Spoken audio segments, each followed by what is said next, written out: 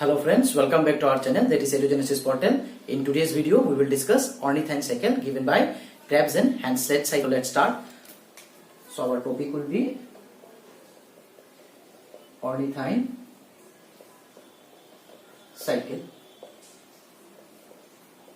So ornithine cycle, what does it mean? It means the production of urea. Production of urea, where it takes place? It takes place in liver. Maximum of the urea, the formation of the urea takes place in liver. But you have to remember that very little amount of this urea also forms in brain and kidney. Okay, so production of urea, mostly its production takes place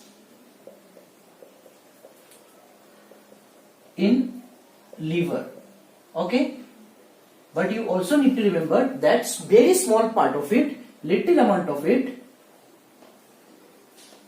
amount is also produced in brain and kidney. Okay, now ornithine cycle is a production of the urea, and urea is a one type of excretory products. So depending upon the organism and depending upon the excretory organ, the organism secrete different type of nitrogenous wastes. You see, urea, the organism which will release urea are known as the ureotelic organisms. Okay, so ureotelic organism, ureotelic organisms. Ureotelic are those organisms whose nitrogenous wastes are, or whose excretory products are urea. Okay, they will release urea, and some are the aminotelic. Okay, aminotelic organisms are those organisms which will release their excretory product as ammonia, and there are some organisms which are known as uricotelic. In uricotelic organisms, their excretory product is uric acid. And among these three, which one is the most toxic one? Okay, the most toxic one is the ammonia. The most toxic is the ammonia. Okay, most toxic. Then comes urea. Okay, uric is less toxic in compare with what you can say ammonia, and the least toxic is urea. Uric acid. So you see, the urea is secreted by mammals. Okay, like us, mammals. Urea, excretory product is urea in case of mammals. Examples, and ammonia are secreted by you can say aquatic organisms. Okay, suppose fish. Okay, fish. And uric acid is secreted by reptiles, lizards. Okay, so I can write here reptiles and birds also. Reptiles, birds, their excretory product is uric acid. Okay, now you see, for the excretion of the ammonia from the body, it requires large amount of water. So as ammonia is very toxic, it needs to be released from the body. Otherwise, it will harm the organs of the body. It will harm the organisms. Okay, and for its excretion, it needs much water. So if our body also forms ammonia, okay, but it needs to convert into urea, because to release ammonia we need much of water, and in our body depends upon the water. We need plenty of water. Now we can't release that amount of water from our body. Okay, it's not possible. So that's why the ammonia needs much water for its excretion. So fish, its surrounding has much water, so it can release ammonia form. Are you getting my point? But the organism which have to store the water, which needs water, they cannot what you can say excrete urea, means ammonia. Their excretory product cannot be ammonia because it needs plenty of water. So in case of us, our liver also forms, inside our liver it forms urea, but it forms urea from ammonia. That means our body forms ammonia, but it gets converted into urea. Ammonia will get converted into urea. So that cycle is known as the ornithine cycle, and you see the uric acid is the least toxic because least toxic, and it will require least amount of water for its excretion. That is why these type of excreta will found in those type of organism which will survive in the dry condition. For example, lizards. For example, you can say snakes, desert snakes. Are you getting my point? So their uric acid will be released in a pellet, dry pellets. Are you getting my point? Now we will discuss the formation of urea, and the formation of the urea requires 4 steps. Okay, the first step is the formation of carbamyl phosphate. Carbamyl phosphate. Okay. Now, how the carbamyl phosphate, we need to produce the carbamyl phosphate, and how it is produced, I am telling you. You see, if simply the production of the urea, if I write one equation, in one equation if I want to write the formation of the urea, it will happen like this. That is, you see, 2 molecule of the ammonia will combine with carbon dioxide, okay, and it will form NH3, one amine group. Now you see, this is the urea. Okay, this is the simplest form of the equation for the formation of the urea, but it's not as that simple as it seems here. It means it requires the 4 steps. Okay, now how it will take place, you see. First of all, the carbamyl phosphate. Now for carbamyl phosphate, the ammonia will combine with carbon dioxide, and it will get converted into carbamyl phosphate. No, carbamyl phosphate. And for its conversion, we need one enzyme. So what is the enzyme used here? The name of the enzyme is carbamyl synthetase. Carbamyl synthetase. Okay? Carbamyl synthetase. So this is the enzyme required for the, this is the enzyme which will convert the ammonia and carbon dioxide into carbamyl phosphate. So second step now comes. What is our second step? The second step is formation of citrulline. Okay, citrulline. Now we have to remember that the formation of this urea will take place inside the liver, but liver cells, but inside the mitochondria of a cell. Okay, this will take place inside the mitochondria of the cell. This reaction will take place inside the mitochondria of a cell. Some part of the reaction will also take place in cytoplasm of a cell, but this reaction will particularly form in the mitochondria. And the next step is what you see, we need the formation of citrulline. Now you see, suppose there is one ornithine. Now from where the ornithine comes, I will tell you. So do you see, the ornithine will now combine with this carbamyl phosphate. Ornithine will now combine with this carbamyl phosphate, and they will become citrulline. Citrulline. Are you getting my point? And here the enzyme that is used is known as carbamyl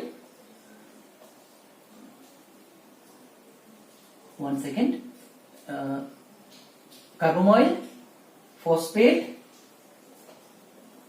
transacetylase. Okay, it will release one acetyl group, transacetylase.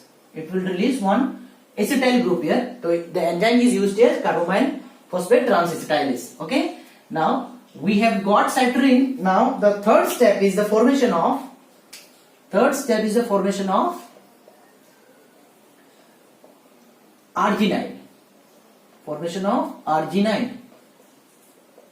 Now for the one thing you need to remember here, you see, for the formation of the arginine, 2 steps are required. Okay, from the citrulline it will become arginine, but here the 2 reaction will take place. So in the number 1 reaction, what happens actually, you see, first of all it will produce argino.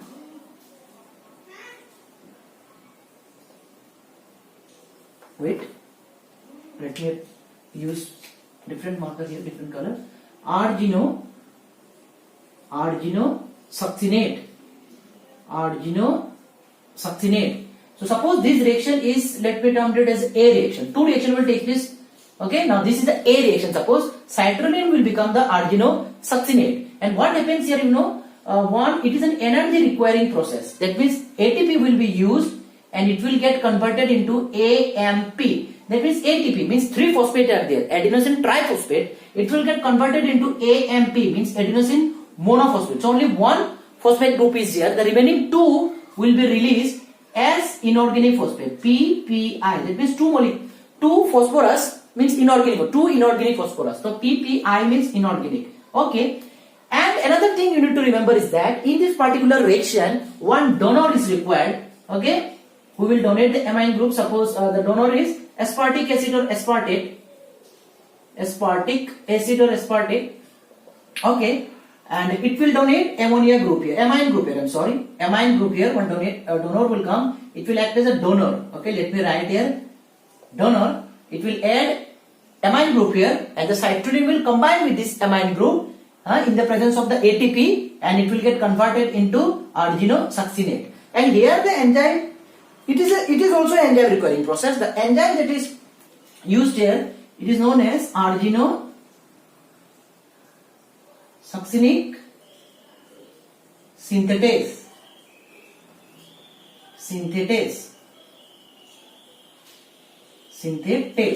Okay.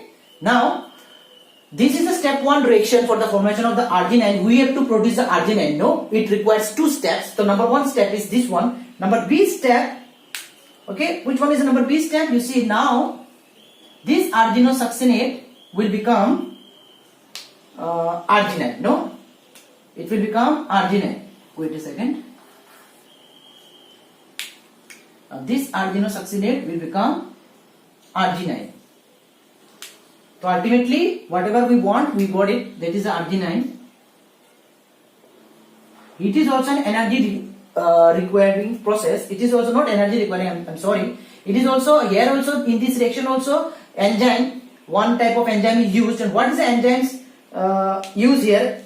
The enzyme is arginosuccinase. Okay, arginosuccinase. But you have to remember is that, and this is a step 2 reaction. No, so 2 reactions are completed. Number A, number B. Arginine we got from citrulline. We got arginine. First of all, the citrulline needs to be converted into arginosuccinate, and from this arginosuccinate, it will become arginine. Okay. Now you need to remember here is that when the arginosuccinate will become arginine, but in between these steps, another compound will be produced, and that is the fumarate. Okay. Here one compound will be produced, and it is known as the fumarate. This fumarate will get converted into aspartate. It can be converted into aspartate. Okay. But you see, why we need to, why the fumarate will need to convert into aspartate? So that in the next cycle, when the citrulline will get converted into arginosuccinate, it requires what? Aspartic acid as a donor, which will donate the amine group here. So fumarate will produce aspartic acid for the future cycles, or aspartic or aspartate, you can say aspartate. Let me write here. Here, let me write here. Aspartate. Okay, aspartate. So fumarate, how it will become aspartate? It's not a single process. It is also an multi-step. Actually, first of all, the fumarate. Let me write here only, because space is not available there. The fumarate will get converted into, first of all, it will get converted into malate. It will get converted into malate. Okay. Now the malate will get converted into the enzyme. Sorry, here the water will. Water is needed. Okay, water is needed here for the conversion of the fumarate into malate, and from malate it will get converted into oxaloacetate. It will become oxaloacetate. This fumarate will get converted into malate. Okay. And the enzyme that is used here, it's fumarase, Fumarase. Okay, and it is an water will be needed here. So fumarate will become malate, which will help by fumarase enzyme, and that malate will become the oxaloacetate. And here the enzyme is, what is the enzyme? Enzyme is malate dehydrogenase.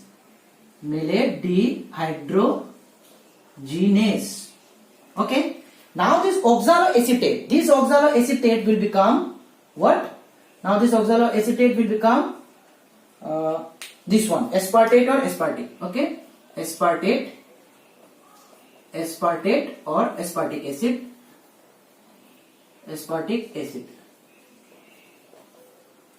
Now try to understand what I'm trying to say is that, okay, you see this oxaloacetate will become the aspartate, but this oxaloacetate will become aspartate or aspartic acid. It needs one glutamate. It needs one compound, that is a glutamate. Okay, wait, glutamate, no, GLUTAMATE. It needs one compound which is known as glutamate. Okay, and the glutamate, then the glutamate is used. Okay, and the oxaloacetate will become the aspartic and the aspartate, and the glutamate then becomes alpha ketoglutaric acid. Alpha ketoglutaric acid. I will make you understand. Okay, wait. So, and the enzyme that is used here, the enzyme is means from oxaloacetic acid to aspartate. The enzyme that is used is known as the transaminase. Transaminase. As a space is not available there, I have written here. Okay, let me explain you. So you see, the citrulline will become arginosuccinate. Now the arginosuccinate will become arginine, but arginosuccinate, in the process the arginosuccinate will also become fumarate. Are you getting my point? Now the enzyme is used is arginosuccinase. Now from here the fumarate will be used for the production of this aspartate or aspartic acid, but it cannot get directly converted into aspartate or aspartic acid. First of all, this fumarate, you see I have written here, this fumarate will become malate. Are you getting my point? The fumarate will become malate. The enzyme that is used is known as a fumarase. Are you getting my point? Fumarase. Let me write above. Okay, let me write so that you will not get confused. The enzyme that is used is fumarase. Okay, fumarate will become malate. Enzyme is used fumarase. Now the malate will become oxaloacetate. Enzyme that is required here is known as the malate dehydrogenase. But always remember, one proton donor is required here. Okay, NAD will be required here. It will become, NAD is used and it will become NADH plus H plus. Okay, or you can write NADH2. Okay, the NAD will become NADH plus H plus. So malate malate became oxaloacetate. Now this oxaloacetate require glutamate. It requires glutamate for the conversion of, means so that it can get converted into aspartate or aspartic. Are you getting my point? What is our goal? Fumarate goal is what? Its ultimate motive is to become the aspartate. Now the oxaloacetate will become aspartate or aspartic acid, but glutamate compound is needed. So it will use glutamate, and enzyme is also required here. The enzyme is transaminase. This transaminase, okay, oxaloacetate will become acetate or aspartic acid. This in the presence of transaminase and glutamate that is used, it will also get converted into alpha ketoglutaric acid. Alpha ketoglutaric acid. Are you getting my point? It is also enzyme requiring process, and enzyme is the same. That is a transaminase. Okay. So this all means so ultimately we got aspartate. In this way, fumarate will get converted into aspartate. Now we need urea. No, the formation of the urea we are studying. So number 4 step is formation of ornithine. Formation of ornithine. Now you see this arginine will become ornithine. Okay, this arginine will become ornithine, and it will take one. It is a hydrolytic process. Hydrolytic process. That means it will split. So water will be used, and it will release 2 compounds. Number 1 is ornithine, and number 2 is urea. Okay, this arginine will split up into 2 compounds. That is, one will be ornithine and another will be urea. So we got urea. The production of the urea is completed. Are you getting my point? And the enzyme that is used there is known as the arginase. Enzyme that is used there is known as the arginase. ARGINASE.